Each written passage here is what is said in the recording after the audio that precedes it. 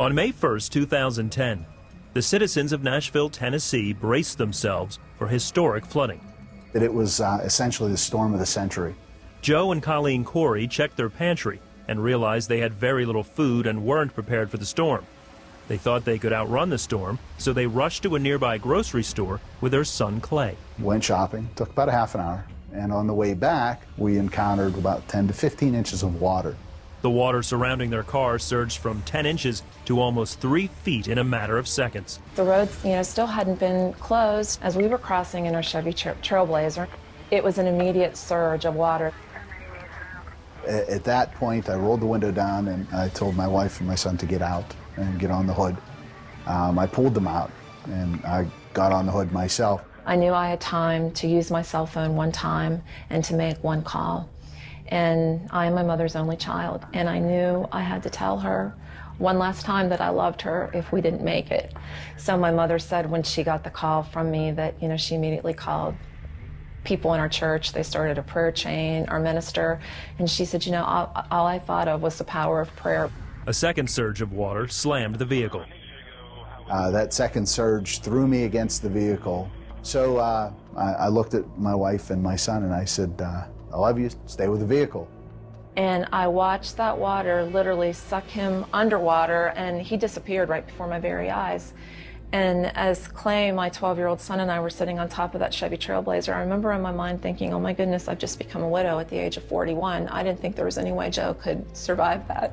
My son was praying. He said the Lord's Prayer over and over again, and the strength in his voice was unbelievable. I said a prayer on the top of the car, on the hood of the car.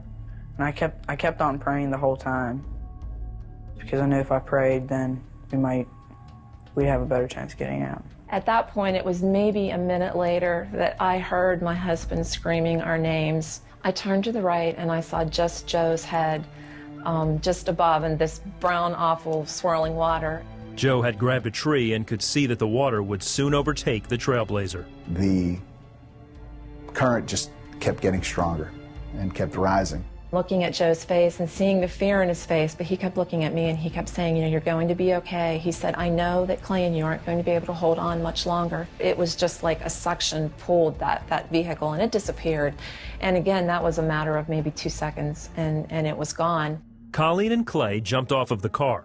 He had one chance to get me, to rescue me. He pulled me out of that water with one arm and literally threw me on this branch above his head. And at that split second, I turned my head to check and see where my son was, and my son had disappeared. Clay was gone, and all I could think of was he was under that water. That's the point I thought, I'm gonna die. And then I looked out and I saw him, his face was under the water, just under the surface of the water, and his hand was up. And I reached out and I grabbed him and threw him above me. After fighting the water for over an hour, the Courys family finally saw 3 EMS workers braving the water and coming toward them in a rowboat. The water that day was rougher than any water I've ever seen. I've grown up on the water, and never have I seen water this rough. I just remember thinking, Lord, please give them the strength and the abilities to get to us in this water. I remember Lieutenant Sam Clark told us, he said, look, we have one chance to make this work. He said, we have seconds. He said, this boat isn't going to last much longer. Joe, Colleen, and Clay all caught their life jackets and were pulled into the boat with a drag line. After the rescue, 18 men on shore heaved the rowboat back in with a rope. I relived my son's voice saying the Lord's Prayer over and over again as he was clinging onto those vines and fighting that water. Prayer is powerful, and whatever you're going through, doesn't matter what it is, God can help you go through it as long as you ask for His help. God's hand was there. I mean, it was there with us that entire time. It's just an incredible feeling to, experience that kind of love. Without a shadow of a doubt, God is there. Without a shadow of a doubt, He cares about His children. It was divine intervention at all points in time, and I can tell you, that day in that water, those prayers were answered.